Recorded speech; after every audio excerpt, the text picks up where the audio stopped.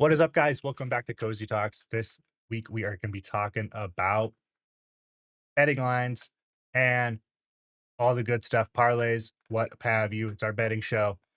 We do it at the end of every week before we roll over into the fight card.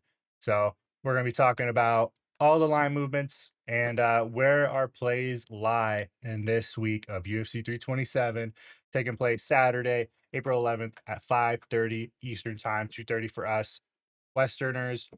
Z, how you feeling? Oh, I feel great. It's my favorite episode, favorite video to make of the week. It is the betting episode where we talk about all of our bets, our parlays at the end of the video. Mm, Stay tuned for all that. But I am very excited for this card. This card is going to be a banger. We're going to go through the entire card real quick and give you guys a prop method of victory, how we think the fight's going to play out real quick. Let's go through it, Joe. yeah, before we get into it, guys, if you haven't already, make sure you guys like the video, all the good stuff. Let us know how you're feeling. Comment, share with any of your buddies. It's a big fight Oh, card. Hope you guys are getting together for it. Also, if you guys haven't already, go ahead and check out our Instagram directly above my finger, where we posted, or even our TikTok as well, where we posted our locks and our underdogs Hmm. for this week's event. We will skim through that real quick, as we go through this card on this video. But Hmm. with all that being said, let's get into it. Starting with the first fight. Charles Radke versus Francisco Prado. The pick is Charles Radke. Let me do this. I think he could get it done inside the distance. I really like the submission play from Radke. Submission or decision. If Mm, that's a double chance that you could get your hands on, that is a play that I would like to put my money on. I can put my hands on it. Yeah, yeah. I think Radke's submission or decision is a very, very good play. Prado hasn't been knocked out, but he has had like no success in the UFC. We've talked about it before. He's 1-4 in his UFC stint. Radke has had a bit more success. The two losses, Mike Malott, who has a main event next week, and fuck, who was the other guy? Let me look real quick. I'm sorry. Carlos Prates. Carlos Th- Prates knocked him out. Thank you, Carlos Prates, who is about to fight JDM. JDM on another main card or the main event. So his losses are definitely not bad losses. I think Radke can get it done inside the distance. Or yeah, by sub if it is inside the distance, I don't think he's gonna knock out Prado. Prado just has proven to have the brick chin. I mean, look at the guy. But yeah, I don't see much dog side in this fight.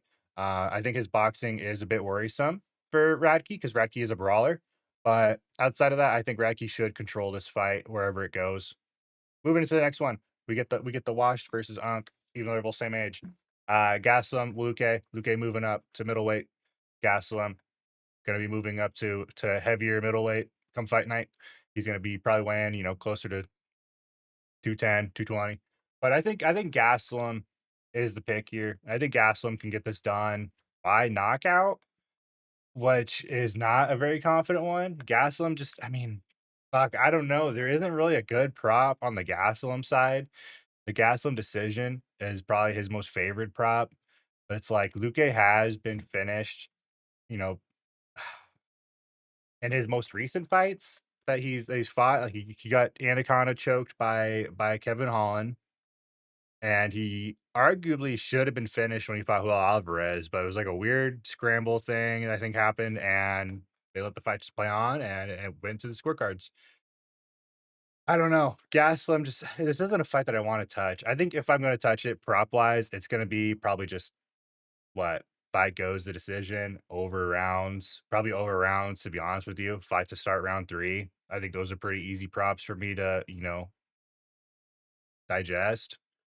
What do you think, Z? My pick in this fight is Vicente Luque. I think he could get it done against Gastelum. I really like the submission play from Luque. He's really quick if this fight gets to the ground, but I mean Gastelum, he's a fat fuck. He's a refrigerator.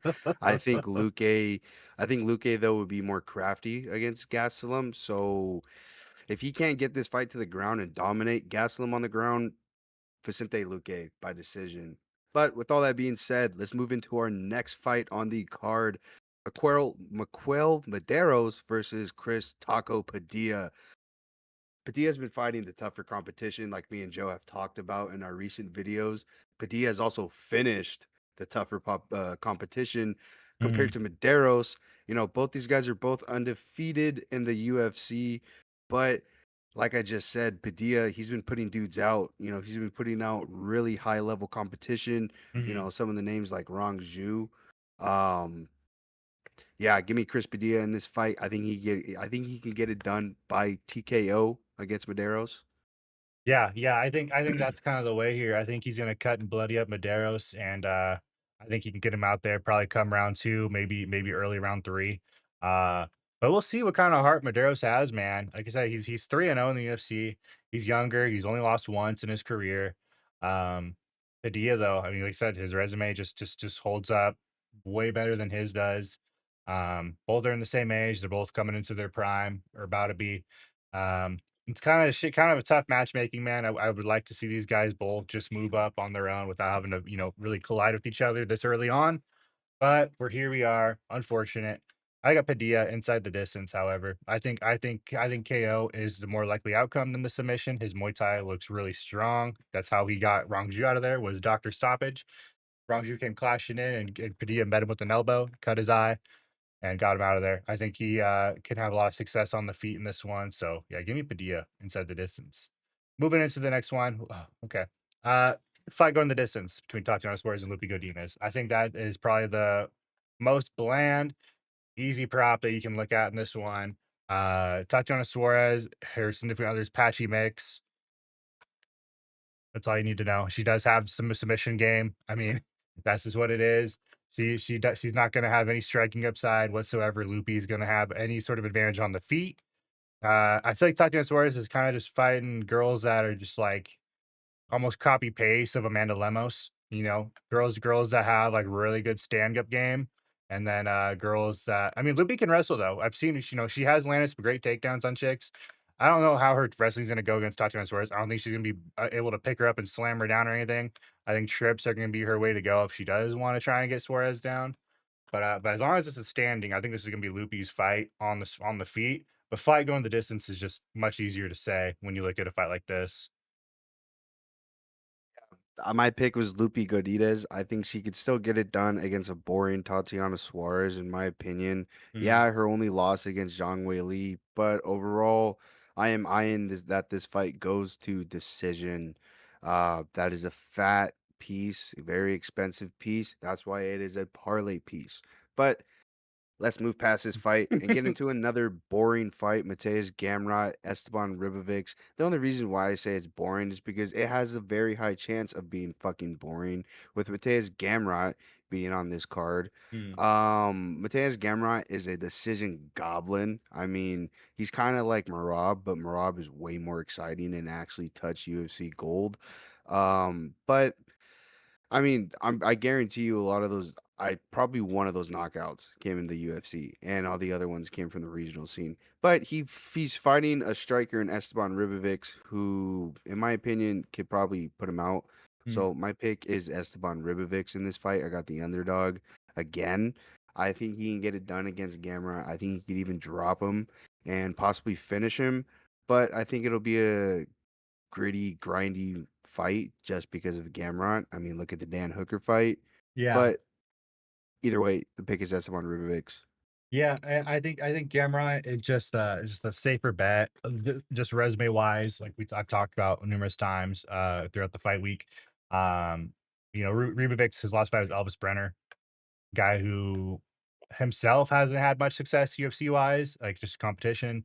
And now you get Gamrot, who just came out of a main event in Brazil against Charles Oliveira, who's now the BMF title holder. So it's questful matchmaking for sure. Maybe they're just trying to clear out some of these older guys who they don't find exciting. They want something exciting, so that's why they're putting Rubix in because Rubix is exciting. He had that fight with Zell Huber on the Noche card, which I think was in talks for fight of the year. Well, Yeah, when that fight happened, so we yeah. we know Rebet is exciting. There's no question about that. But is Gamrot going to snuff that flame and make this a poo candle, and really suck it up? Who knows? I mean, I'm hoping he doesn't do that. But it's Gamrot. It's, you know, it's more than likely the case, unfortunately. It just is what it is. Uh, yeah, my pick in this one, I might just be on Gamrot money line. I'm not really sure what exactly prop I'm gonna look at in this one. The Gamrot decision probably costs the same as this. We'll find out when we look at it. Let's move to the next one. Kevin Holland, Randy Brown. This one, the odds have moved. We'll look at that in a second. Kevin Holland is my pick. I think Kevin Holland's sub or decisions the play. I don't think he's gonna knock out Randy Brown. I think he's gonna have more success on the feet or on the ground if it gets there. Uh, but I think this fight could go long for sure. I don't know. I think this is one that we also might be talking about going the distance. Yeah, I'm on the side of Randy Brown, and the only reason why because Kevin Holland lost a D-Rod, bro. He lost a D-Rod, and I mean, no diss to D-Rod at all, but Kevin Holland, his resume and his stats on paper, he should not have lost to D-Rod. He should have finished D-Rod in the first round. Mm. I mean, Kevin Holland is finishing guys in the first round and then losing to that he shouldn't be losing to. So I got Randy Brown in this fight. Randy Brown is my pick. I think he could even knock out Kevin Holland. Come on, what am I doing? We're not doing fucking breakdowns. We're doing fucking quick picks. These are picks. We're here to give you guys our picks. Randy Brown by knockout. Randy Brown by knockout is my fucking pick. I think he could get it done by knockout. Moving into the next fight, Patricio Pitbull and Aaron Pico. Aaron Pico, I think he can get it done by knockout as well against Patricio Pitbull. But if not, decision. I mean, I don't see a submission from Pico. So if you can get your hands on a double chance method of victory, like I've been talking about, KO or decision from Pico is my play. Yeah, yeah. Pico is one of my locks of the card. If you looked at the TikTok or the Instagram, you would see that video that I put out there. People and Pico both kind of on different sides of their careers, age wise. Pico's getting older. I think Pico can get this. I don't know. KO is probably the most likely play. I think an early barrage from him probably gets him the victory here. He's got to not let Pitbull settle in, because if he does, this fight could get really weird, and we could be seeing a big upset. I would hate to see an upset for Pico again. I think Pico needs a win to get the train rolling, um, and I think a decision win is possible. But with the style that Pico fights with, I think inside the distance for Pico just makes more sense.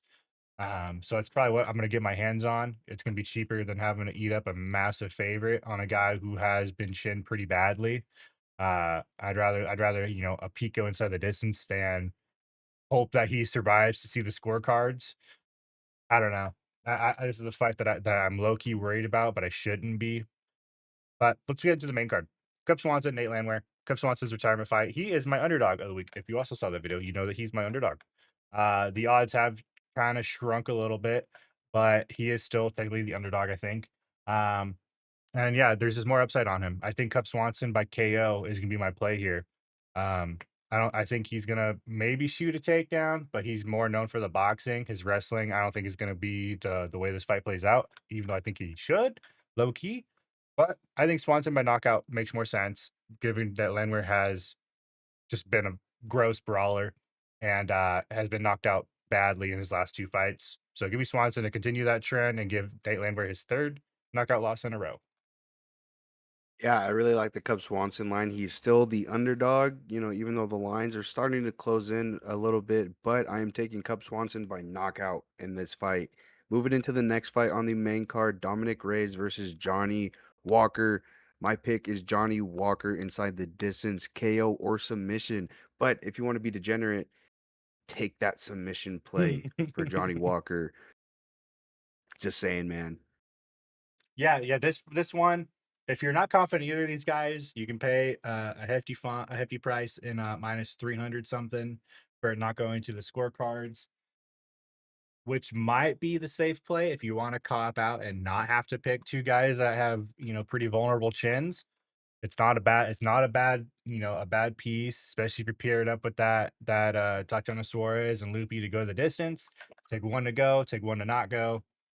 You're probably getting something near the plus 100 odds. You could be getting something decent in return for it. Not a bad play, but I'm on the side of Johnny Walker. He's been my pick all week, and he's gonna be one of the guys I'm gonna be eyeing for his KO prop 100%, especially when he's the underdog. His KO prop's gonna be just that much better. So give me Johnny Walker by knockout. Going to the next one, the heavyweight, interesting fight. Curtis Blades by submission is actually a prop I'm looking at in this one. It was pretty juicy last time I saw it. I think it was the embedded video I saw, or it was a clip from somewhere I saw him working on some some grappling on the ground and just experimenting with different kind of submission locks to see what he could work with. Who knows? I think Hockett is gonna be the more active shooter of takedowns. I think he's gonna be the one that doesn't wanna stand and bang with Blades. Blades still carries power even though he's 35. I think that's people need to respect is that he's an OG. I think he is very dangerous on the feet, and he could present problems. Blades by knockout or sub is probably gonna be my play. I'm hoping we don't get another snooze fest at heavyweight. Yeah, I agree with Joe. Heavyweights, you fucking suck this year. I have this fight not going to decision. Ooh. Moving into the next card, moving into the next fight on the card, the co-main on the fight, on the main card, on the main fight. Yeah. Jesus. Mhm, mhm. I'm sorry, I'm flustered. I got Azamat Murzakanov in the co-main against Paulo Costa. I got Azamat by KO. It's still plus money. This guy has only been to decision once in the UFC, and that's against Dustin Jacoby. It's not that bad. Mhm. Give me Azamat by KO against Paulo Costa. Yeah, yeah, I think Taylor decision. I don't know why all week I've been really feeling really weird about this one possibly going to the scorecards. The only guy in the UFC that has knocked out Paulo Costa is Izzy when Izzy was, in his prime and he was running that shit with the belt. But Osmont has been a killer. He's been killing guys that are way bigger than him. Paulo Costa is the guy that's moving up to light heavyweight. He technically should be the smaller guy. Body comp wise, Osmont just looks like he's a smaller guy physique wise. But give granted his success, I think Ozma by KO. He has been KO these light heavyweights day in and day out. Give me him to get it done inside the distance or on the scorecards. Going into the main event, Yuri Prochazka, Ulberg. I'm pretty sure the odds are just super fucked for this fight. I mean, fight not going the distance is obviously minus money because both these guys are in a 5 round fight with each other. Both guys don't go to the scorecards like often ever. More on the side of Yuri. Carl Solberg, we have some go to decision. I mean, I don't know. The over under I think was at 2.5 last I saw. Yuri by KO just makes the most sense. I mean, if you're gonna get the bang for your buck, take it where it's hot, and that's Yuri by KO.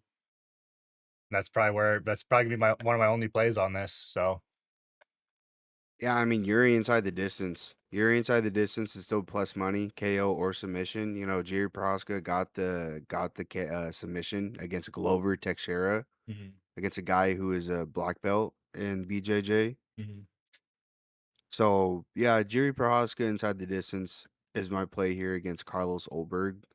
Um, that is it for our quick picks on the entire card. Let's look at some of the odd lines, starting with the first fight: Radke Prado. Damn.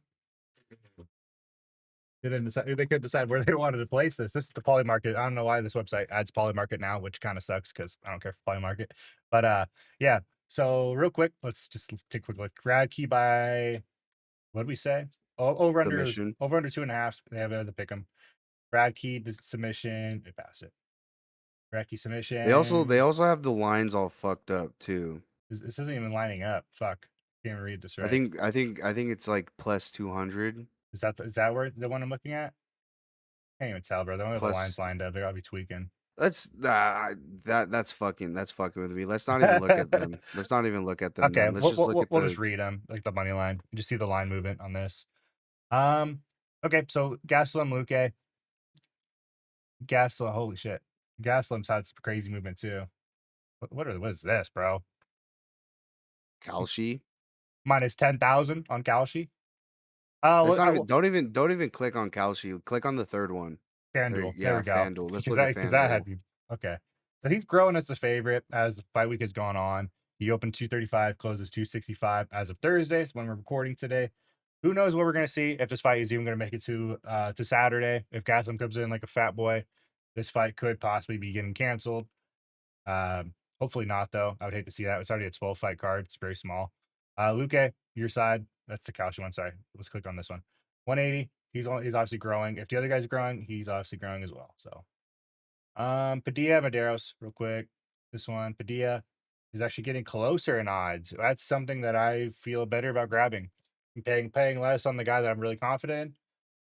Padilla, Maderos. All right. Loopy. Well, I just want to see which way the line's been moving.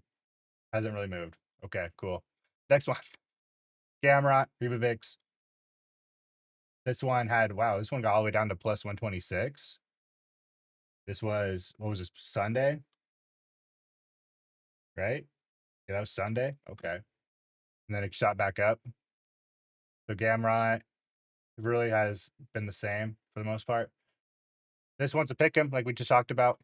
This one was Kevin Holland was the underdog, and now is officially a pick 'em. So interesting. Pico, Pitbull, still expensive to play Pico. Swanson Landwehr. This line's getting closer. People are starting to buy heavy on Swanson because he was the 126, and now it's almost a pick 'em in this one. And then yeah, that was the main card opener. Let's get into the main card now. Walker, Reyes. Walker was almost a pick 'em. Now he's starting to grow as an underdog. Wild. The line's getting wider on Reyes. Okay. Blade Talkett after media day. This is also after their conference stuff, so this could also be a bit of reaction to that because they had a little bit of a face off as well. 164 on blades. He's shrinking. Did I show Hawkeye? Hawkeye is getting closer to being a favorite as well, or getting closer to being a pick'em. All right, main. Oh, they have this out of order. What the fuck? Let's look at this real quick before we open up the main card. Osmont is still growing. His line's holding. I think that's right. I don't think that he should be. This line. I don't think this line should get close. All right, now the main card opener or the main event. Let's look. Ulberg plus 114. Now is 106. So this is becoming a pickup now, according to FanDuel. Man, this is just a stacked card. All these fights are close, or majority of these fights are really close on paper, and the odds I think are really showing that.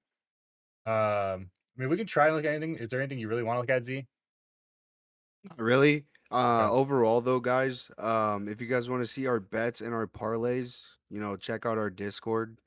Check out our Discord. It is completely free. We don't charge you guys like a lot of these other people. You know, we may not have the best records compared to a lot of these other guys who make predictions and make parlays and all that. But overall, some of the things that we say are a lot of the things we say are true. Mhm. A lot of the things that we say are true, and most of the things we do talk about do happen in a lot of these cards. But overall, though, I mean, it's completely free to come and join our Discord. We Mhm. post all of our bet slips in there. We give you guys updates on how we're doing on our bet slips, and we update our record weekly or every time there's an event. So it's completely free. Yeah. Come join our Discord. We Yeah. appreciate it. Yeah, we're totally transparent with you guys. We're always gonna oh, sorry, let's get back to Cody's talk. Yeah, we're transparent with you guys. We're always gonna tell you guys how we're doing. I mean, we're not gonna be gatekeeping shit. We're not gonna put you behind a paywall and make you pay a premium for picks that anyone can do with their own research. That's kind of just why betting is the way it is. You shouldn't have to pay for picks. Because at the end of the day, it's gambling. You're never guaranteed to have a 100% hit rate. And we keep track of that. So yeah, that's it for our betting line episode, guys, and our bets and parlays, talking about the betting show. So what's next? Just Saturday, just fight night, guys. We're excited. Hopefully this card holds up. I'm hoping it all goes through. Hopefully weigh-ins are a success tomorrow. Uh yeah, well, there won't be any video to follow up if there is a fallout, but just keep an eye on that yourselves. Do your due diligence. Maybe if you're in the Discord, we'll probably post some updates if there are any crazy things that do happen with the card. But other than that, Z, you got anything to add? I don't. I'm excited for this event, and thank you for watching. Stay cozy. Peace. Damn it, chatter.